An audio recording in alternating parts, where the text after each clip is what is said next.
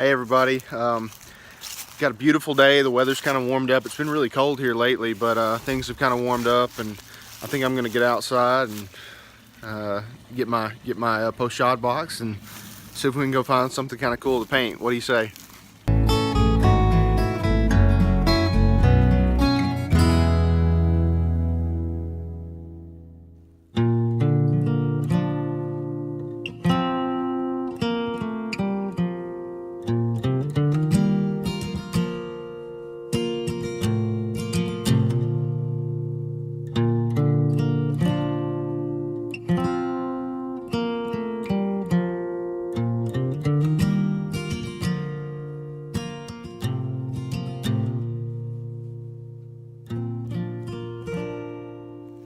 Alright, so I've come to my local county park. Parks are an unbelievable place to paint. They typically are just going to have gorgeous plant life and all kinds of good critters and things running around. So this is an awesome spot for me to paint.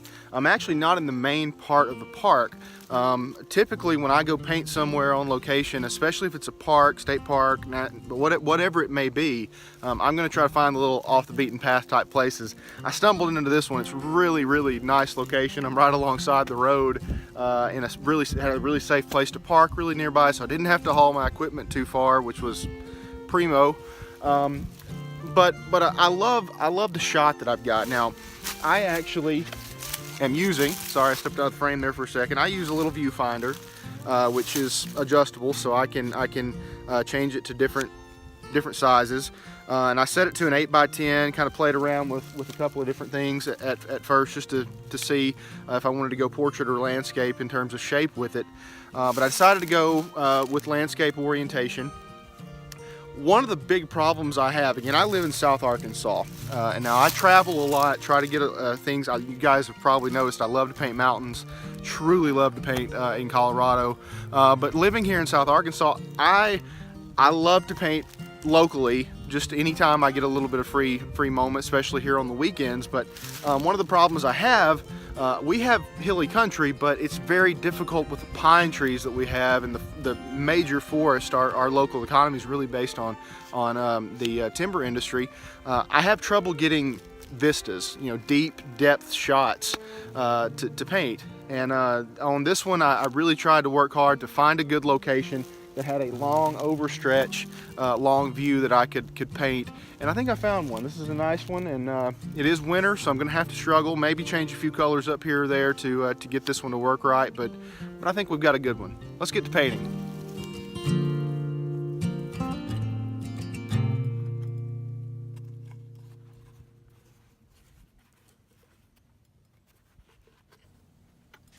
Right off the bat, one of the first issues you guys are going to have at home watching this video is the shadow from me.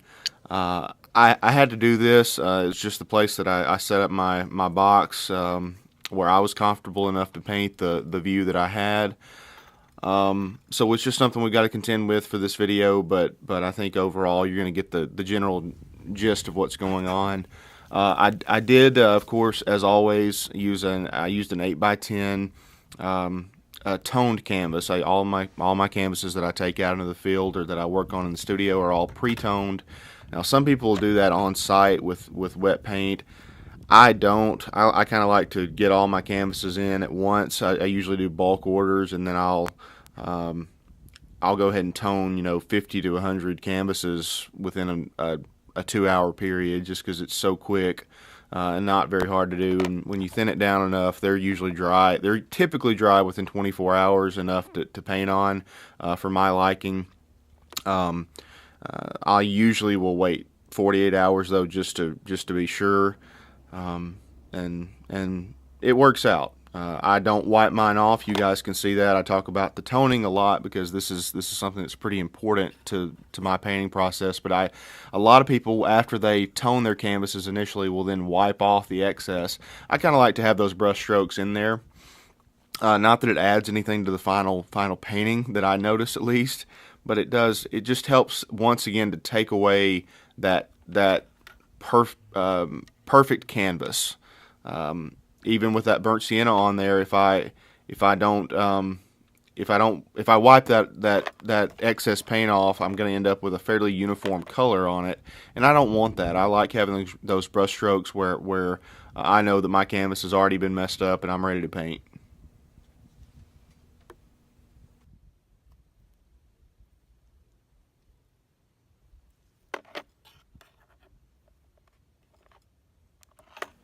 If you're wondering what's taking so long, it's the initial setup process. I wanted to really give you guys a sense of what all it takes to put a painting together, even in the field. Again, I'm doing this in plein air.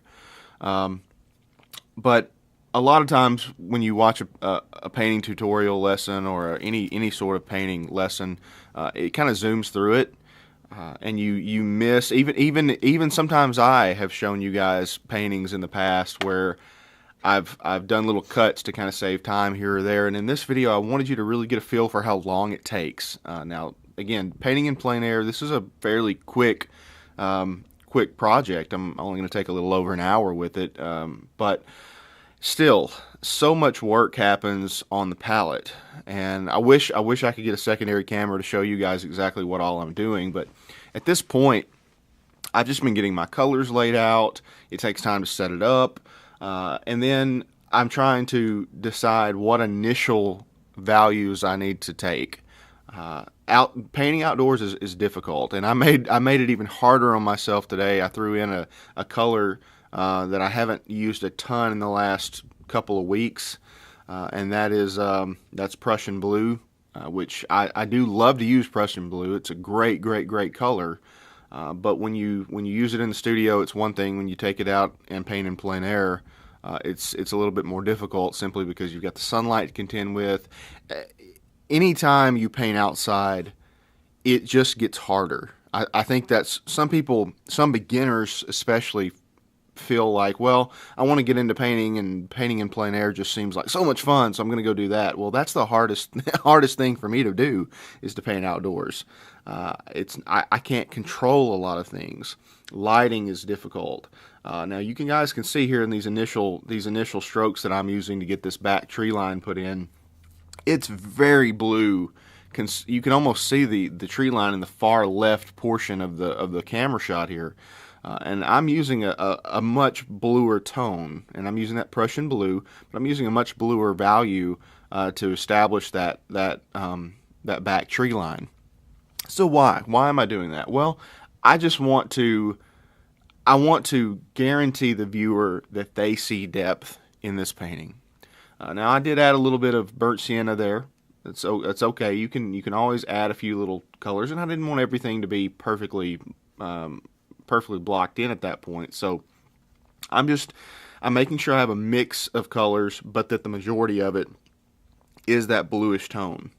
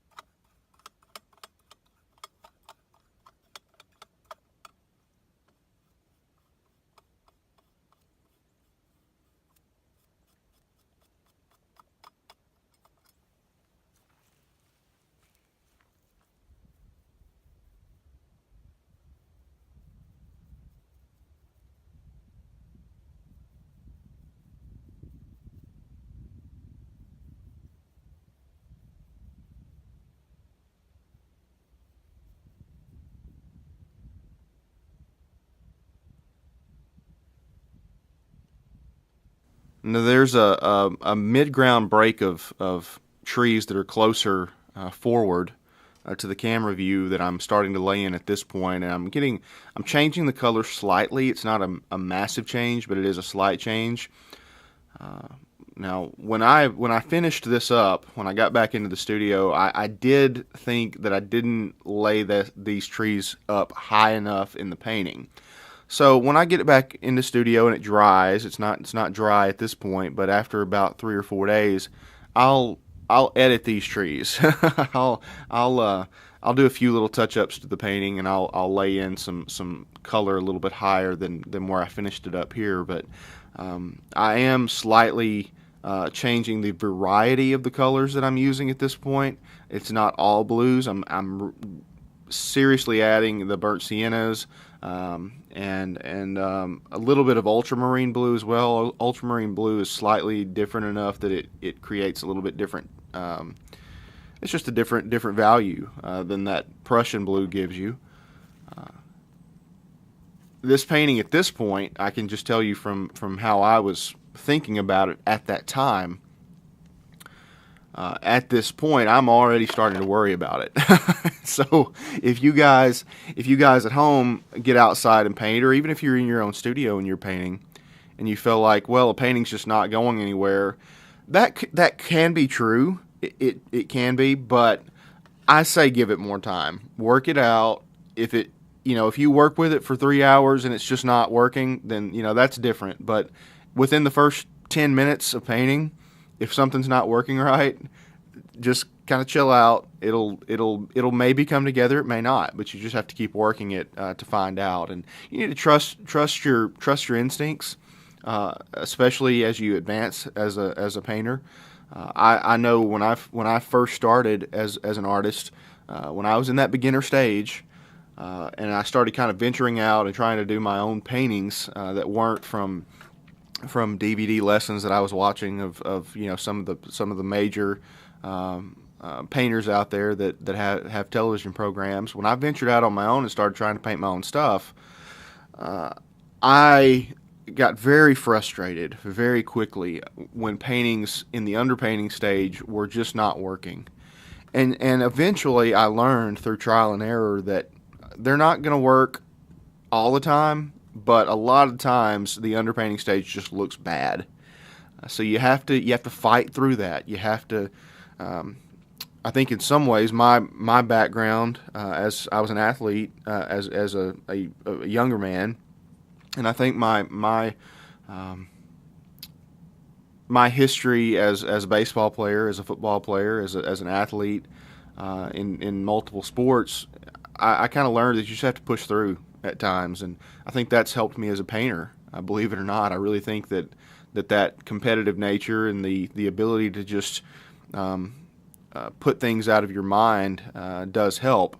And I know I'm venturing off the subject a little bit from what I'm actually painting. I want you guys to keep watching the strokes here, but it is important to remember this. I was a catcher in baseball as a younger man, and not a bad one, but not not a world class baseball player. But I was a decent catcher, and one of the things that taught me as a younger person was that if you have a pass ball, something that gets by you. You just have to pick your head up, put it out of your mind, and move forward. And it's the exact same way on this canvas. If something is not working, if it appears as though, at first glance, you hate it, if it appears as though this painting is doomed to fail, it may not be. You just have to push through. You just have to keep going. And you have to commit yourself to making it work on that canvas.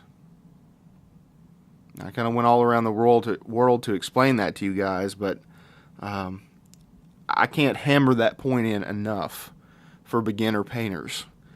Just push through the tough times.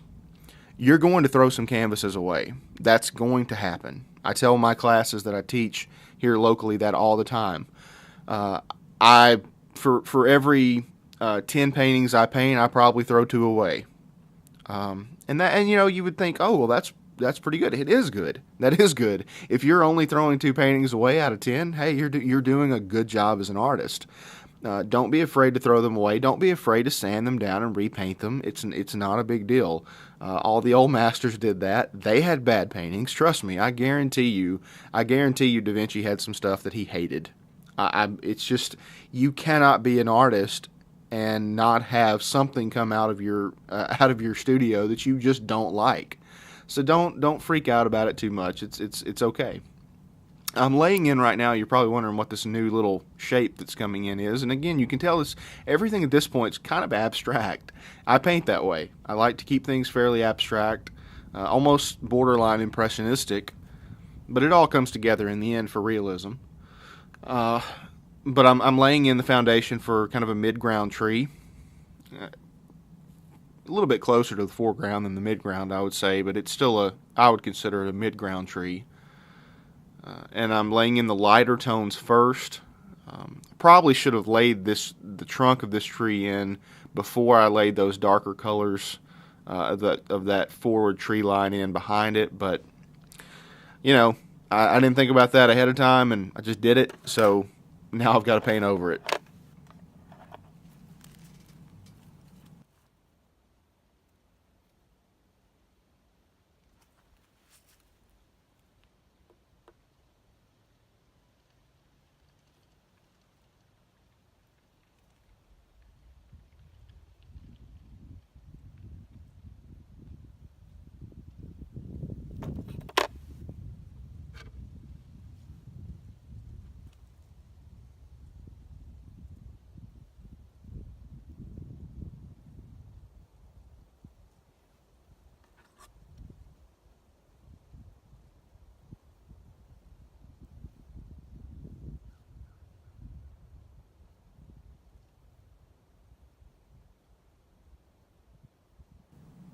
I've got another large trunk that has no leaves on it. It's so tall. It's a huge pine tree. So I'm just going to lay in the base color for that, and you can see a lot of purple in this tree trunk, and that's on purpose. Dioxazine purple is what I use for my shadow color. So I just drop that in, and you can see I'm using some horizontal strokes. Sometimes I use downward strokes. Sometimes I just paint without thinking about it, and that will develop for you as a painter. I depend on the later stages of any painting to go back and refine the brush strokes and make sure everything's directionally going where I need it to. I'm still using a fairly large brush at this point. I really only used 3 brushes for this painting. One was a number 6 bright bristle brush. Again, I'm using Da Vinci brushes.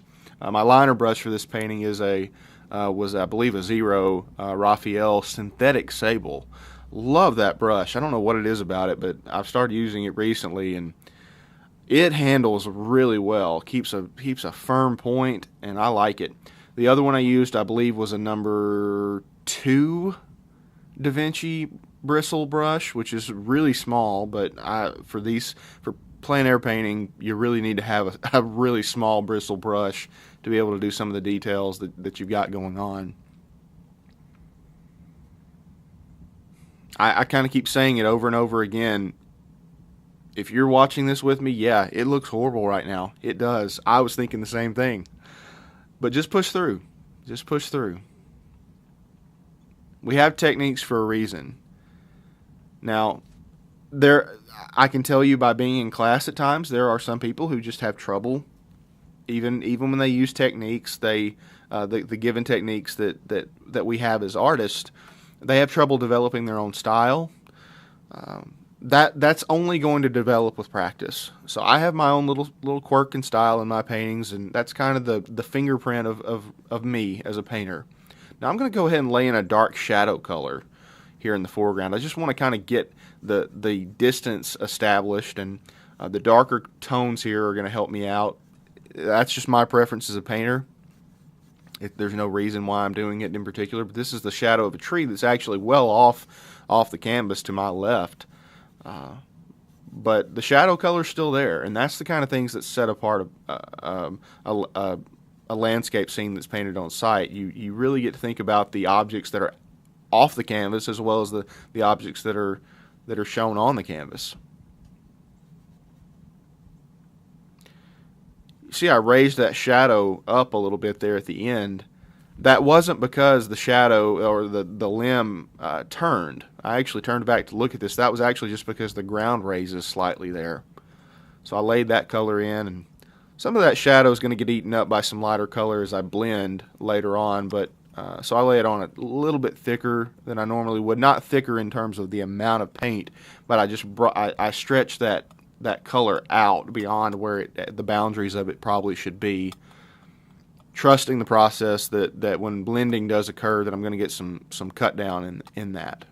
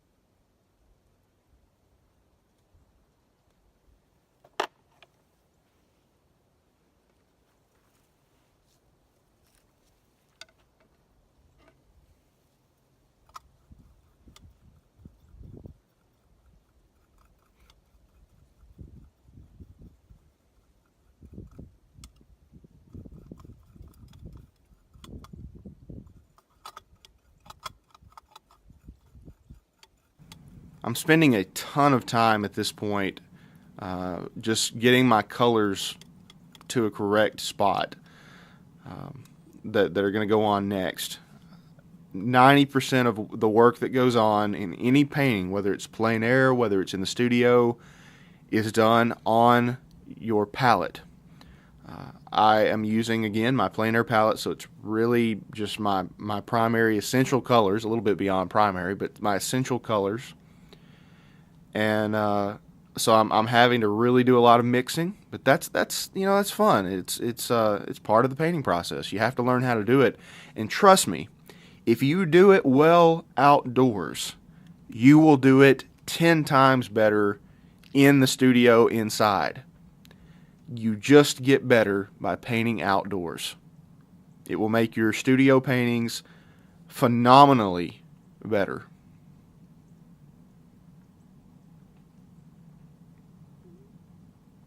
The day after I worked on this, going back to that point, the day after I worked on this, I had not been in the studio in a few days working.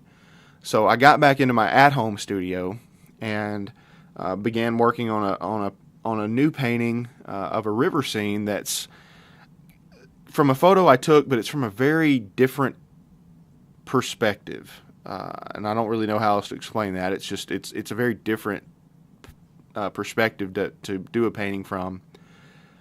But I tell you, as worried as I was about the perspective, I think painting outdoors just it heightened my senses in terms of my color values, and that when we talked about earlier that the underpainting stage at this point always looks bad. To take as big of a risk as what I did with this newer painting that I worked on, with the perspective, my values were so spot on that when I got up this morning to come record this, I went back into my studio and just looked at that painting, and I thought, man, I nailed it. The underpainting even looks good.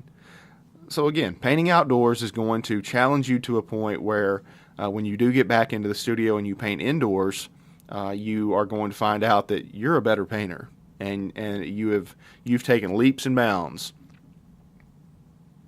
Now, if this is your first time painting outdoors, if you're now obviously you're not going to be painting this exact scene.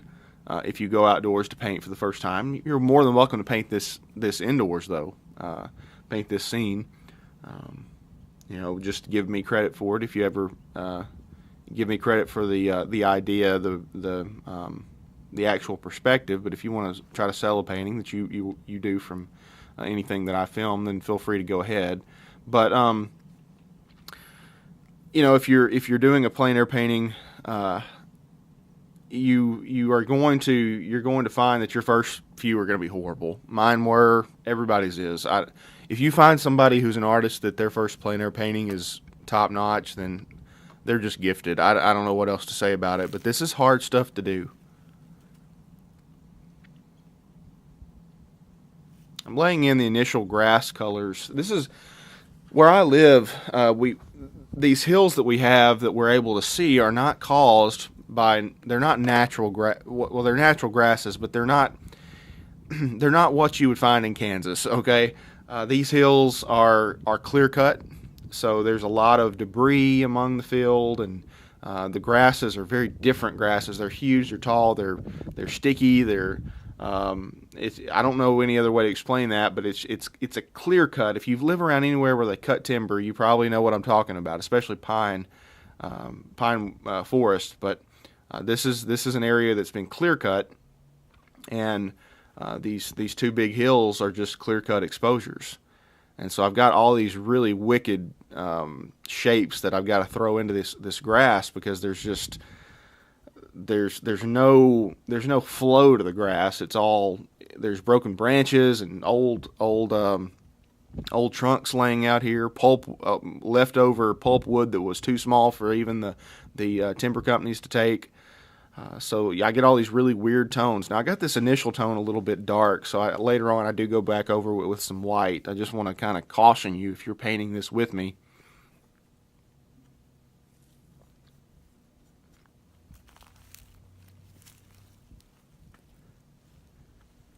Again, if you could be inside my mind at this point, I'm thinking, this is not going to be well. This is not going well at all. But I fought through it.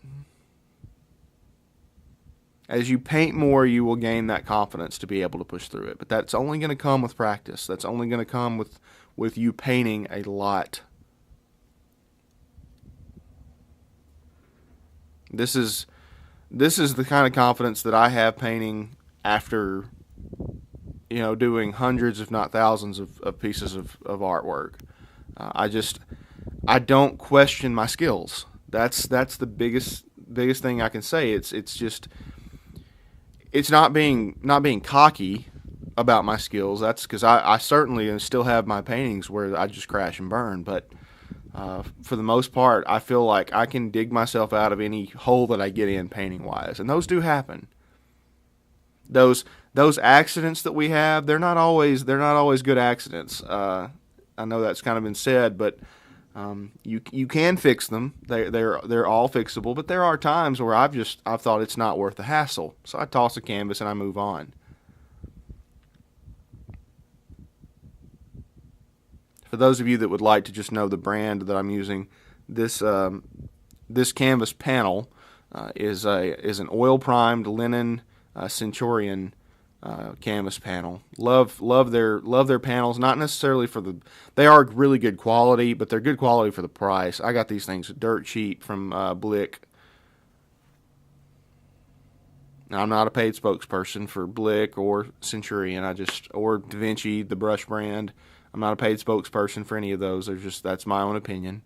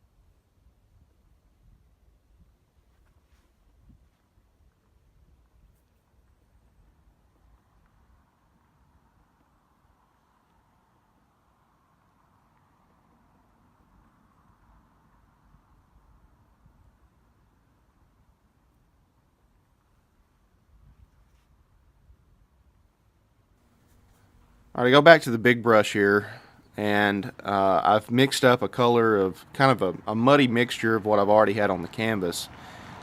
But it's a mixture of titanium white, a little bit of mud from what I had on the canvas, burnt sienna, and cadmium orange. So cad orange deep is what I'm using here, and you got to be careful with that orange though. Don't go overboard with it. It's a touch, like a corner of the brush of orange. It's very little, because it goes a long way and it's good stuff. But that's going to kind of give me that little sunlight tone.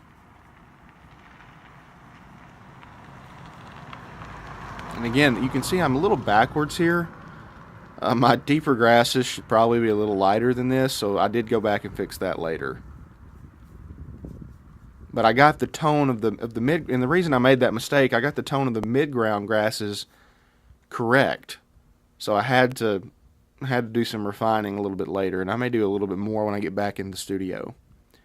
I accidentally did drag some shadow color into that top part, so I do put a little bit lighter tone back in it here in just a moment. I've also eaten into that tree on the left side, but that's not a big problem.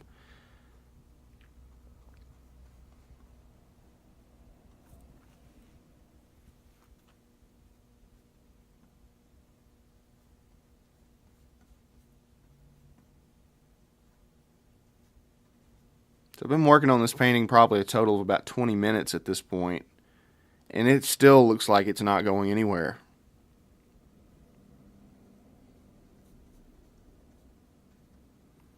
You can see my brush patterns or brush strokes are quite, I would call it controlled chaos. Okay, they're abstract strokes. They're very random, yet I know what I'm doing. The only way I know to describe this, and this comes again through practice, I keep hammering this point in, it comes through practice, but the only way I know to describe this is it's sort of like typing on a computer keyboard, or playing a guitar, something like that. When you're a beginner, it's so awkward. You just feel like it takes forever to get these things to come out. And then eventually when you learn it, when it becomes muscle memory, because a lot of this painting stuff is muscle memory to a certain extent, especially the brush strokes. You can see I don't have to use a maul stick. I never do. Never use a maul stick. And I don't want to. I don't want to become too dependent on it. But when it becomes a muscle memory, you don't really think about it. You just sort of go with it. So for you beginners out there, just hang in there. Try this. See how it works. Use that brush. Manipulate that brush. Tear up that brush. You did hear me say that correctly. Take care of it. Clean it, but abuse it. Scrape it against that canvas. I mean, it's a brush. Have fun with it. You can buy a new one later if after a year of that one being put through the ringer.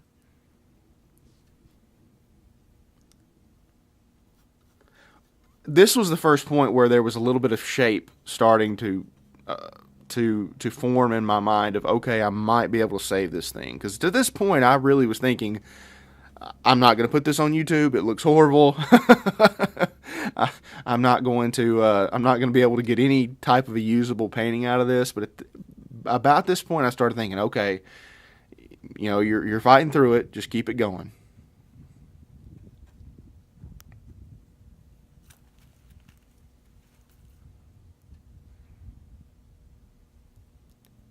It's sort of funny. I don't know if the camera picked up the noise, but there's several ways. I always like to stay relaxed when I'm painting, and I'm just trying to share my secrets with everybody at home, and what works for me. It may not work for you, but it works for me. And you can tell I'm putting in some white, titanium white here now. I'm kind of fixing that background to a certain extent. Again, I may go back and refine this a little bit more later, because I still didn't get it light enough. But I like to stay relaxed when I'm painting. Painting should be a very relaxing thing to do. For me, that's the way I want it. Now, painting outdoors, it's so peaceful because you have the breeze, the sound of the wind. But right behind me, I heard this huge limb break and I don't know if it was at this point in the painting process or what, but I turn around and look back, and I see these two huge buzzards leaving their nest. So it was just a really beautiful sight, and that's the kind of thing that you get when you plein air paint that you just don't get anywhere else. Now, when I've shared this with you guys before, but when I'm in the studio, my relaxation process is so interesting. I will listen to music pretty often, but that's not my main source of relaxation. Of course, my wife and I are Netflix subscribers, and we love watching new shows all the time. But Andy Griffith is on Netflix. The whole I believe it's 8 seasons or so. And when I'm painting, I will literally turn on Andy Griffith just to have background noise. It's so peaceful. It's, I know the episodes so well that I can kind of follow along, but it's peaceful to me. It's relaxing, and that's what I do. Now, you go out and find your own way of relaxing. If it's watching Andy Griffith, then welcome to the club. If not, find you some good music. I don't care what it is, but find you some good relaxing music. I love to listen to John Denver. I love Ben Soley is a new artist that I really love to listen to, and he's just a terrific musician. And whatever it may be, you may want to find yourself a different method of relaxation. But I like to drink a cup of coffee, maybe have a cup of tea if it's at night, and I just try to relax and chill. But when I'm plein air painting, it's not hard to relax when you're plein air painting.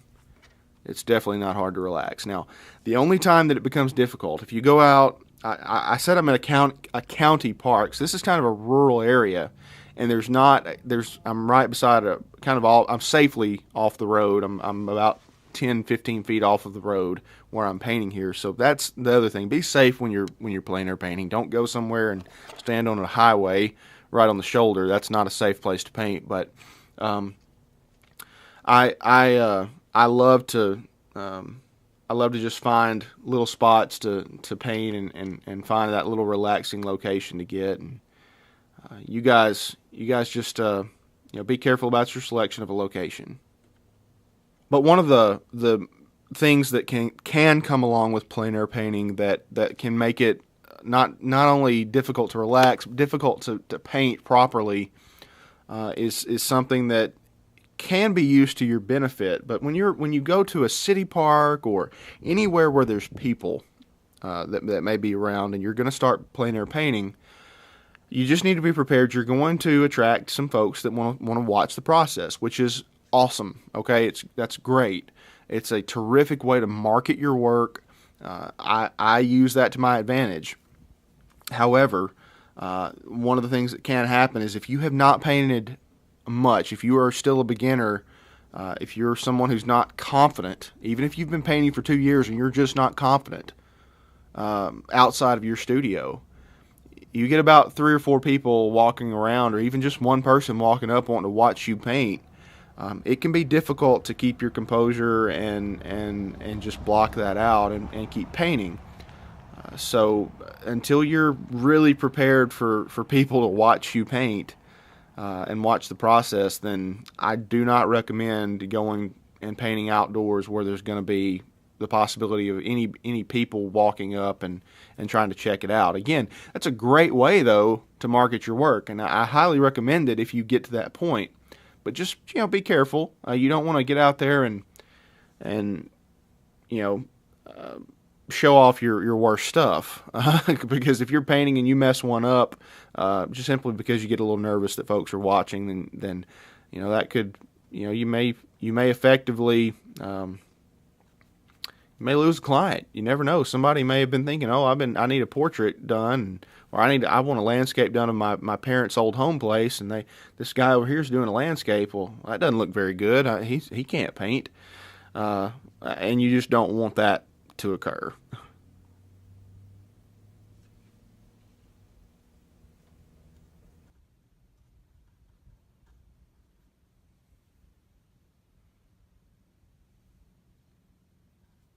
I started laying in the major grassy areas near the foreground. The area that I'm standing on really slopes down. Now, I tried my best in this painting to to give the viewer a sense of being pulled into this scene by this little dirt patch that kind of drifts into the grassy area. And I hope I pulled that off correctly. It's gonna take me about a week to really evaluate the work. I do, when I get a painting back into the studio, I like to step away from it for a while, and come back and evaluate it later, because in that moment I'm either going to feel horrible about it or I'm going to feel overly confident about it. After a week, I can come back and kind of look at it and go, okay, here's what I did right, here's what I did wrong, because the emotional attachment of the feeling of positive success or failure has subsided. At that point, I'm just evaluating a painting. Going ahead and laying up a little bit of the again, everything at this point is still underpainting. It's still scumbling. It's still just random strokes and that controlled chaos I was talking about. We're just laying on some good color at this point. I'm kind of stretching this, blending those lines, creating softer lines into that transitional portion of that lighter grass behind this area. This whole right side, to a certain extent, is going to be dark, and I just want that to kind of pre-frame everything from the corners.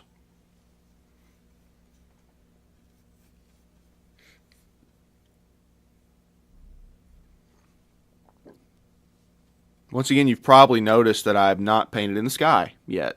For those of you that are just watching me for the first time, I do this quite often. Does a few things for me. Number one, I really can create softer. First of all, it gives me a better sense when I first start painting that initial horizon line. It gives me a better sense of where that horizon line is going to be. I tend to overpaint skies when I paint them first, so I'll drop them down too far, and then that muddies up my tree line. So this way, I know that, okay, that's where my tree line is. I don't need to move that anymore, so my sky can't go below that. It also helps me to soften that tree line, that horizon line. I just get a better, more natural looking sky. But it also, the third thing that it does is probably the most superficial portion of it for me, or mental. It's more mental than anything, but I know at this point, yeah, it's still looking pretty raw, but part of that's because I don't have a sky in. So I know once I lay that sky in, it's going to change it. It's going to look much different. It's going to radically change how this painting looks. And so it allows me to paint with more confidence as I move through the rest of the painting.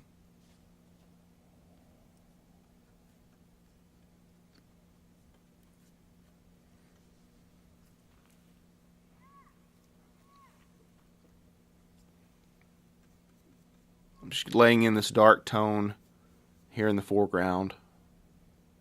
This is all just kind of a dirt area. A few little twigs and sprigs are set up in it, but for the most part it's just dark.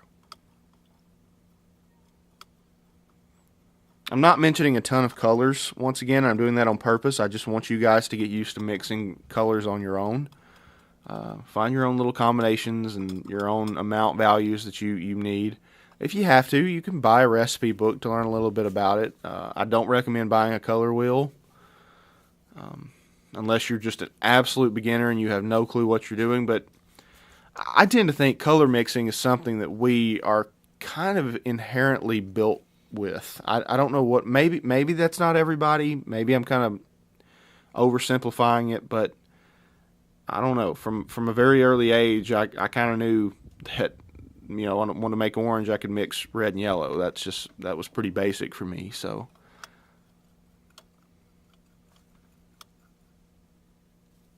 but test it out, play with it, just see where you go with it. I'm a freestyle painter. I like for even my students who I teach, I like for them to kind of have epiphanies here and there and just go, oh, that's how I do that. Well, that's my way of doing it now. That's not Rob's. Just kind of a lot of paintings making it up. You know, I talked about pressing forward and pushing through difficult moments in the painting process. Well, that's how you develop your style. Your personal style is now obviously you got artists that you like their work. I have mine. And my artwork has been developed through a combination of looking at those artists and their work, and then also, just trial and error of my own playing around with paint. I'm retouching up this tree. I told you I kind of ate into it a little bit earlier with that grass, so I'm just kind of lightening it up even a little bit more now that I can judge the values a little bit better. I'm also going to do the same thing with this larger pine on the right. And they're going to get a series of refinements. This is by no means the final process for these, but with this being an 8x10 panel, there's only so much refinement you can do without letting it dry, which goes for any painting for that matter, any oil painting for that matter. But these 8x10s, there's also only so much detail you can get. I used to have a lot of trouble putting in much detail on an 8x10 panel, but one of the things that's changed that is I challenged myself. I started buying 5x7 canvases.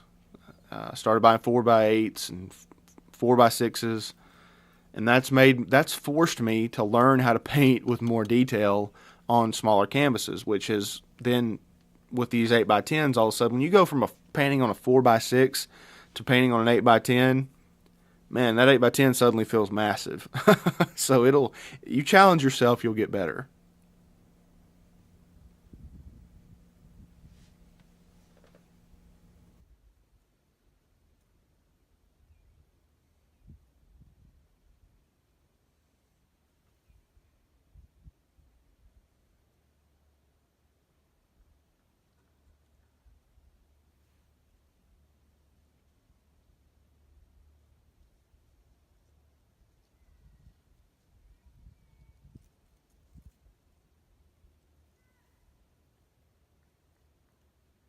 Again, it's winter, so these tree highlights are going to be fairly mild. I don't want them overpowering. I did use a little cad yellow in this, but not much. I am highlighting some pines, so some yellow pine trees. So these are evergreens, and they're going to have a little bit of color to them, but still not as vibrant as I would have in a spring scene.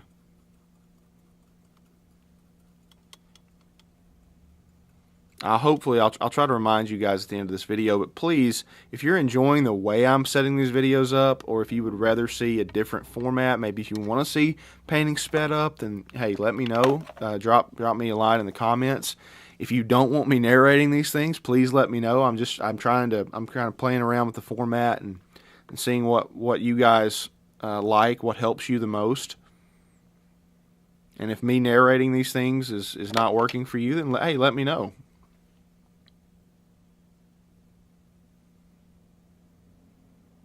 Again, I'm staying on that palette. I'm really working these colors, making sure I get things the right tone. This is the point in the painting process where I go, okay, I think I'm going to be able to pull this out. This painting's not going to be trashed. It's okay. I can deal with this. I can make this work. And now it's time to get that sky in. Now this is a very sunny day. You guys can tell with the shadows. It's a very, very, very sunny day. So I'm using not a lot of Prussian blue because it's such a strong color that it just goes wild, but I'm using a heavy dose of Prussian blue and titanium white, a little bit of burnt sienna. You think, how in the world is he using burnt sienna in a sky? Well, it grays it. Kind of knocks that value of that blue down just a tone.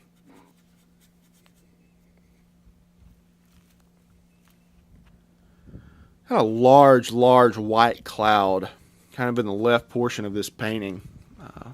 So I'm leaving a lot of space for that cloud, and I'm going to just have a transition to white before it's all said and done. But this blue is going to really help, going to really make that pop. I'm dropping a little bit of the blues in the back behind these trees. Even if that is going to be where the bulk of the cloud is, that's okay. I still want some of that blue tone. Notice though, when I said some of that blue tone, I literally meant some, like a dabble. If we were working on a 48 by 60 inch canvas, it'd be different, but on an 8x10, sometimes a touch of the brush is all you need.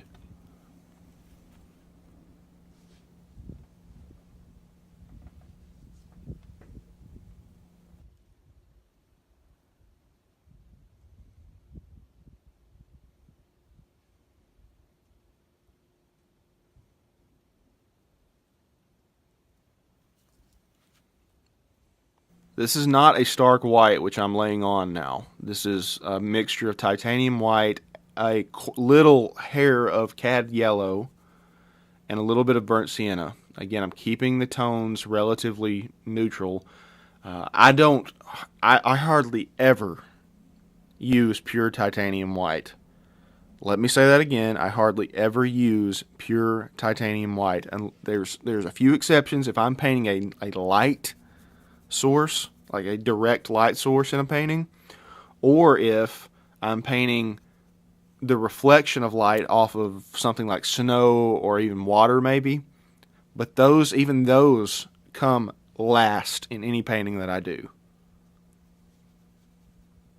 So just don't go crazy with stark white. It will get you in trouble quickly. You need to neutralize your titanium whites, and that can be, if you're painting a sky, it can be with cad orange, cad yellow, maybe even, you can even add a little Van Dyke brown. A little, I can't say that enough, a little Van Dyke brown. Not much. In fact, start with almost none and then just kind of work your way into it. But you don't, even a little bit of Van Dyke brown or burnt sienna, or even something like a burnt umber is enough just to kind of create a little earthy tone to it. And these clouds, they're bright, but they're not that bright. And that, if you add cad orange or cad yellow to your clouds, they just look more natural. Again, you've got sunlight reflecting off of them, but go outside and just look at clouds sometime. As a painter, you need to always be looking at objects and how they actually look within a given piece. I found that when I started painting, I look at things much differently. I encourage you to do the same.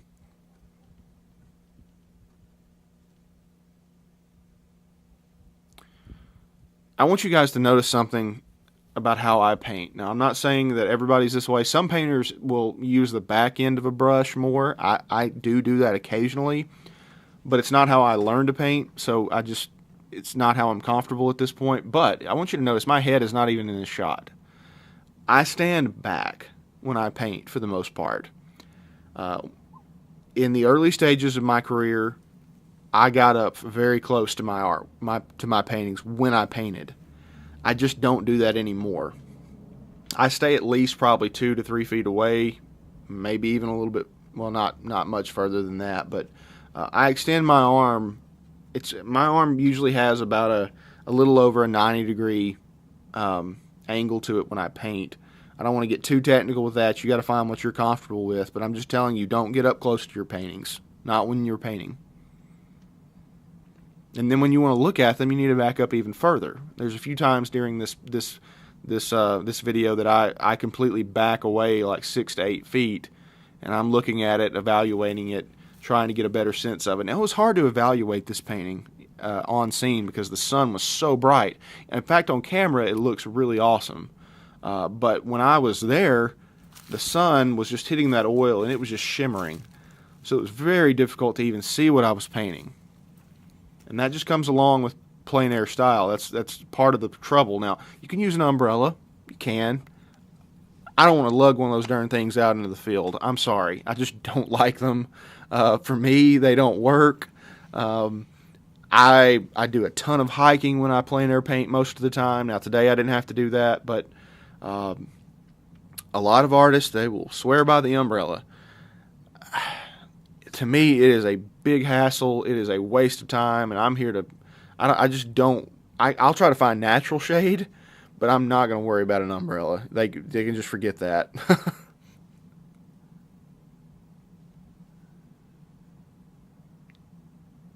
See, I tilt my brush every sort of way to get different strokes, and I'm refining this tree just a little bit more, and I'll do that more now. the detail stage of this painting is really going to bring this thing to life. It looks decent right now, but it's going to really start to pop here in a few minutes.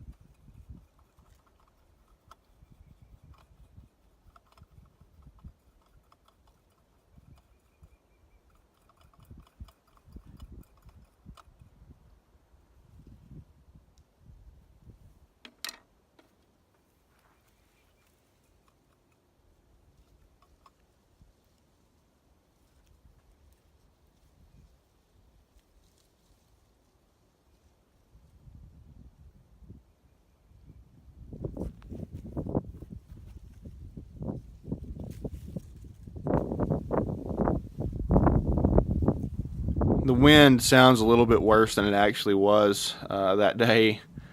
Uh, it just kind of hit the microphone at a certain angle, but I did have to contend with it a little bit, but for the most part, the wind was not a huge issue for me.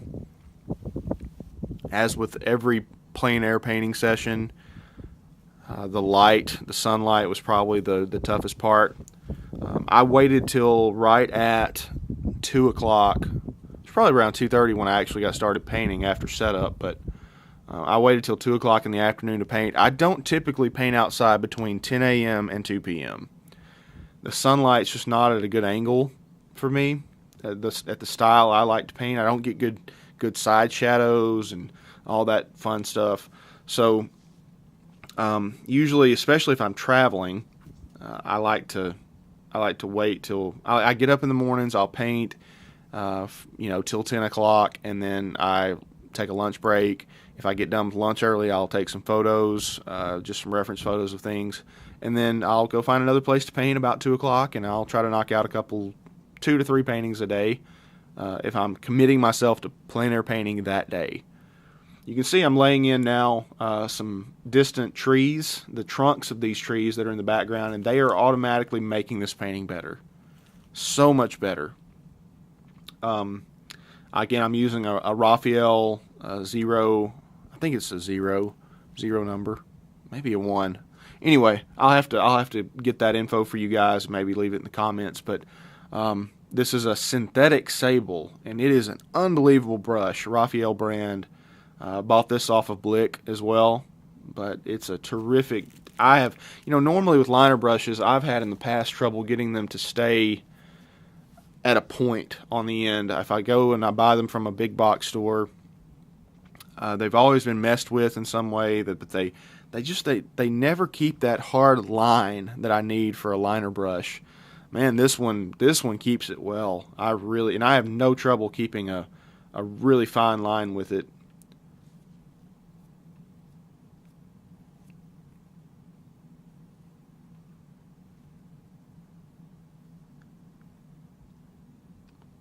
It is probably my absolute favorite liner brush that I have now.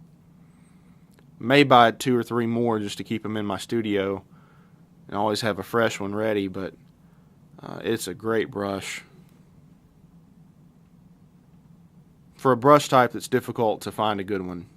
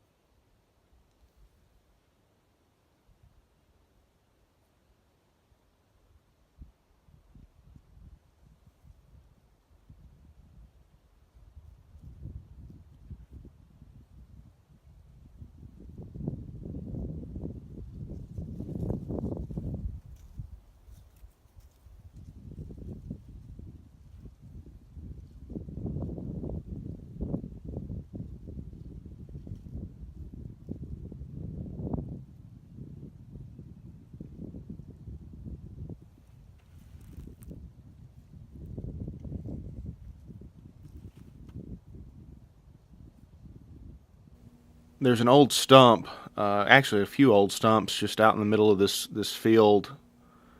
So I'm going to try to drop in those at this point. I got that a little bit too light initially, too similar in color to the grass. So I'm going to drop in a little darker tone. And actually, I don't know what it was about this trunk, but it had some heavy red tones in it. So I'm adding burnt sienna, and I'm gonna drop that in. Um, which, you know, it seems like when you first put this color on right there, you think, oh, that's a little too much. Well, I don't know. I think it breaks up the painting a little bit. It kind of gives another focal point, and um, I ended up it's with an 8x10 canvas panel. It's very easy to think, well, that stroke doesn't look good. When you back up, everything is so small that even those little abstract, just basic little broken lines really add a lot.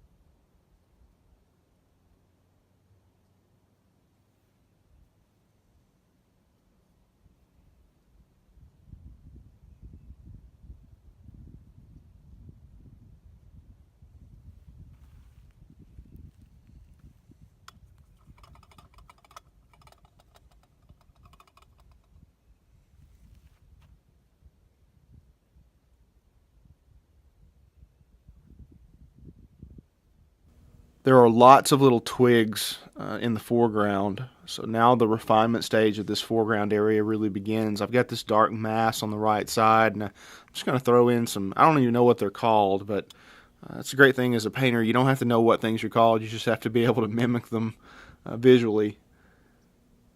Again, I'm using my liner brush. I'm just going to quickly just kind of throw in some light tones. I'm not overly concerned with the value other than just that it's light and it breaks up against this back. Now, it's definitely not white.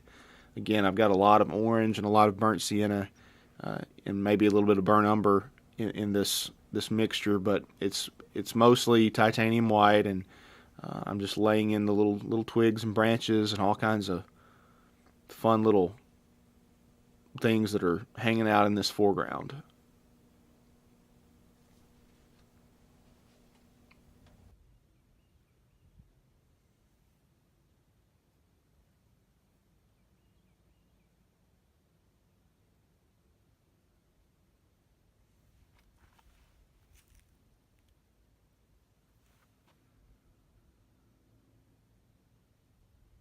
Now for the next few minutes, I'm just gonna play around with putting these little branches and little flowers and all kinds of things in this foreground area, um, and they're all just going to sort of be silhouetted almost, or kind of a reverse silhouette, lighter tones against that dark color.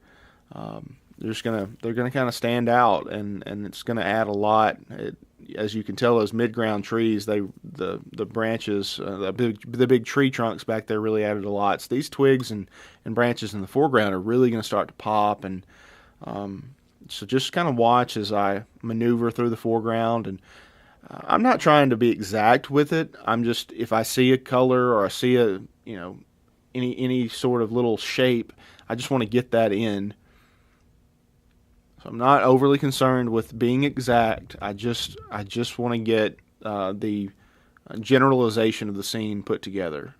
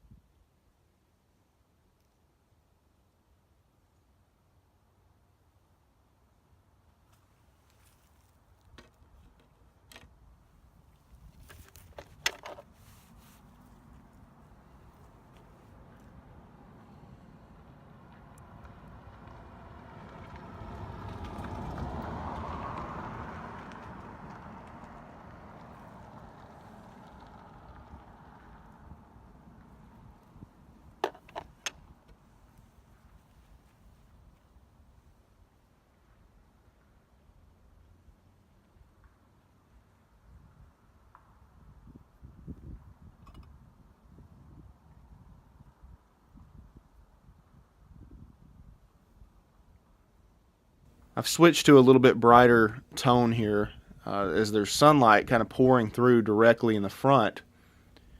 So I just want to make sure there's a little bit of sun hitting a few of these top branches and twigs.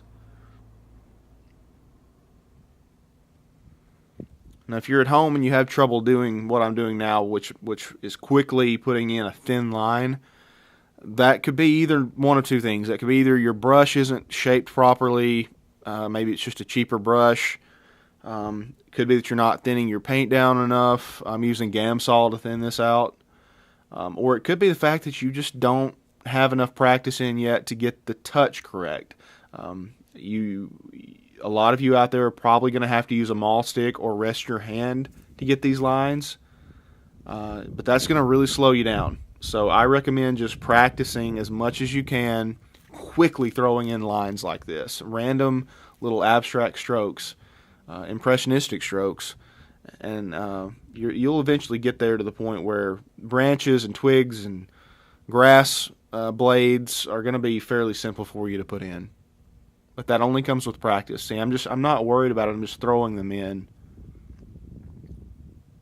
And this painting right now is coming alive. I love the way it's looking. Really happy with it. Other than maybe the background, maybe it was a little bit too dark, the background grass, that last hill.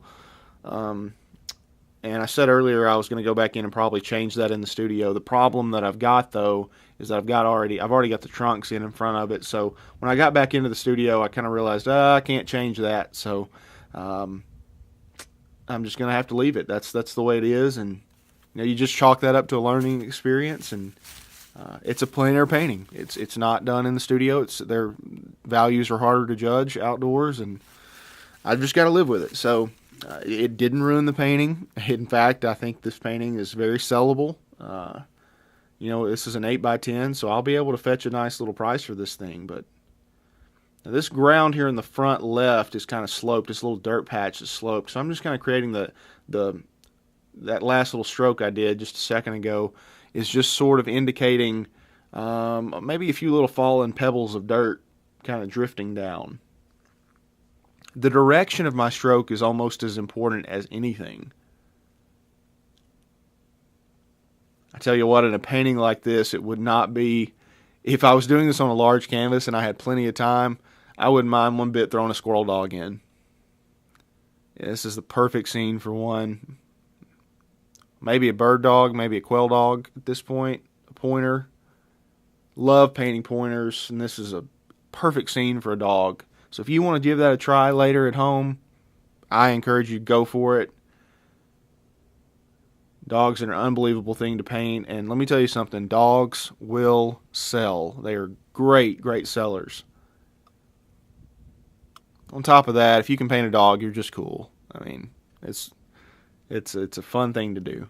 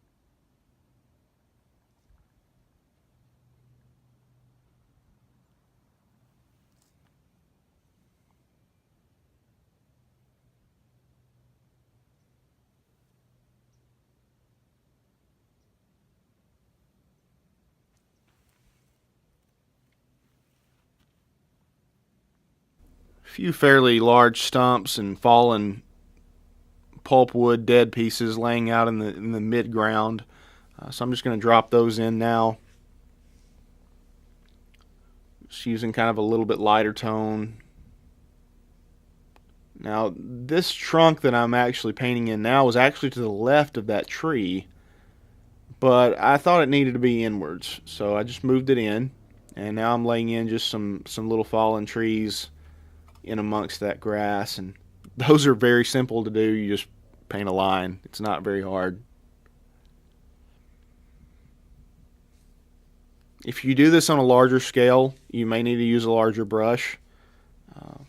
Working in plein air, obviously my brush selection is pretty not only limited, but it's just smaller, because I usually don't do very large canvases outdoors. Believe it or not, I love large canvases. I love painting 30 by 40s. I love 48 by 60s. I love 50 by 50s. I love them all. I probably would consider myself a large scale painter more than anything, but if you are able to paint small, you can paint large. Okay? It's actually hard to go from being a large canvas painter to a small canvas painter. It was for me. Your experience may be a little bit different, but for me that's how it worked.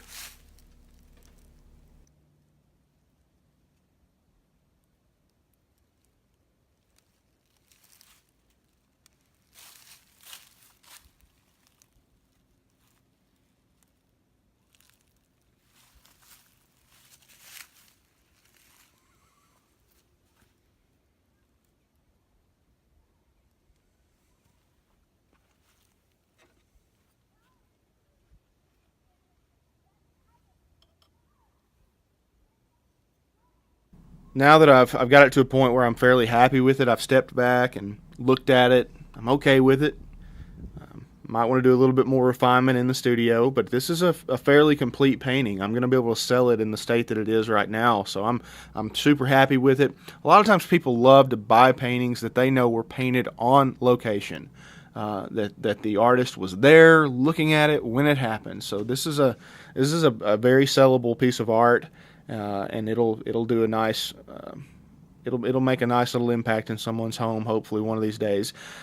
Right now I'm painting the hardest part for any painting for me, especially on small canvases, and that's my name. I don't know, I've always had trouble with script, but I did get my name in there fairly quick, and now I'm just kind of letting it soak in. I hope you guys enjoyed this, though. This has been a fun experience. Stick around, though, because I'm going to be telling you a little bit more about my actual setup, my Sienna plein air box. That'll be kind of some bonus content here towards the end of this video. So stick around, and hope you enjoyed it. So let's talk a little bit about my plein air setup. Now, this is a relatively new kit for me. I'm actually probably going to be doing a review pretty soon on it. I've got the entire kit. My family is unbelievably awesome. They really they encourage my bad painting habits. So they give me lots of good painting gifts for Christmas. And this Christmas I did receive a full Sienna plein air kit, which was just unbelievably awesome. I loved my French easel, but I love my pochade box just about, I think, more so. I actually got 2 pochade boxes for Christmas, which was really awesome. But this is kind of the setup that I use if you guys are curious about that. I have the medium Sienna plein air pochade box. And the only reason I did get the medium was because when I was looking on Amazon about a year ago or so, I dropped the medium one into my wish list before I saw that there was a large. So that's what my wonderful mother purchased for me, was the medium. I actually really like it. It's a great size. I could hop out with this thing just about anywhere and not feel too weighted down. My wife and I like to go hiking a lot, and with this one being smaller, it still holds some pretty good size panels. So I'm just pumped to really start using this thing a lot more, and that's basically what I'm using it for, is for kind of guerrilla style painting, just getting out, getting going in the tough places. And I think this one's going to work well. It worked great today, even though I had a pretty easy painting location. But you can see it's got I love the glass palette in this. That is an unbelievable thing to have for me, because I use a glass palette at home. My French easel has not had that. So this is a big step up for me. I also love the little rest that's magnetized on the right. Really easy thing to do. The only problem I've had, that rest actually sits on the outside of the box when the box is closed. And I'll show you guys this in the review that I do hopefully pretty soon. But the little magnet pieces started coming out. They just got hooked to the metal. And every time I took the rest on the right side off, the magnet pieces would pop right out. What I had to do, I've had to go in and just super glue those, which was a piece of cake, and I hadn't had any problems since. I did get the supply box that goes along with it, and you can see I carry all my gambling colors there. Hopefully that paper towel doesn't blow away on me. But and then I've got the paper towel holder that I extend right off, and my backpack just hangs conveniently underneath, which I like because it adds weight. You really, if you're painting, you guys know it, if you're painting outside, you don't want to have to be fiddling around with your equipment. And the fact that this thing's built really heavy duty, it's nice and solid. I can see myself doing a lot of quality paintings on this piece of equipment. So I did go ahead and I bought the tripod myself. I've got plenty of tripods because I used to be a filmmaker in another life, but I wanted to have the Sienna Plein Air tripod that was specifically built for this kit, and I love it so far. It's not a camera tripod. This thing is built for exactly painting, and that's what you want.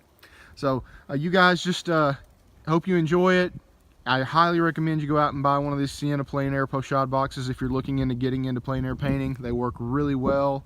I've loved mine so far, and I'll try to get a review pretty soon. Have a great day, folks. Again, God bless.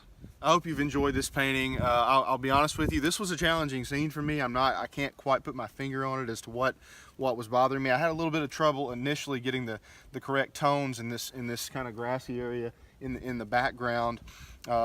But again, this has all kind of been clear cut, so there's branches, there's all kinds of stuff, but I don't know what the color back here just seemed to give me a little bit of an issue. It turned out really well, all things considered. This is definitely something I might bring back into the studio and refine just a little bit more, but I'm really happy, really happy with how the little branches and everything turned out in the foreground. Love this area. This tree over here kind of gave me a little bit of a problem too. I think early on I was just a bit nervous, even painting alone. I know you guys have probably had the same thing. When you're getting into a painting that you're a little bit unsure about how exactly to approach it, you do find little spots and pockets that give you a little bit of a headache. But overall, super happy with this. I actually thought the mid-ground trees that have a few pines in them, they gave me a little bit of trouble too. And the honest reason is I think until I got the trunks in, it just didn't fit. But that turned out really well. This little shadow, I really like that break line. I don't know if I think there may be a little bit of a creek running through that little area, but I'm not 100% positive. But anyway, it's got a nice little shadow area there. Turned out superb in that spot. But overall, man, I'll tell you what, I'm really happy. My favorite part of this painting, like most of my paintings, I love the sky. I truly love the sky, and sometimes I'll bump a painting down and get the horizon line this close to the top. But man, that almost, to me, it almost accentuates the skies even more. I used Prussian blue and titanium white in that sky, maybe a little bit of burnt sienna, a touch of it, and then I kind of blended it. I got a nice soft line on that tree line, so it turned out really well, and overall, I'm pleased with it. Again, I hope you guys enjoyed it. Have a great day, keep painting, and God bless you.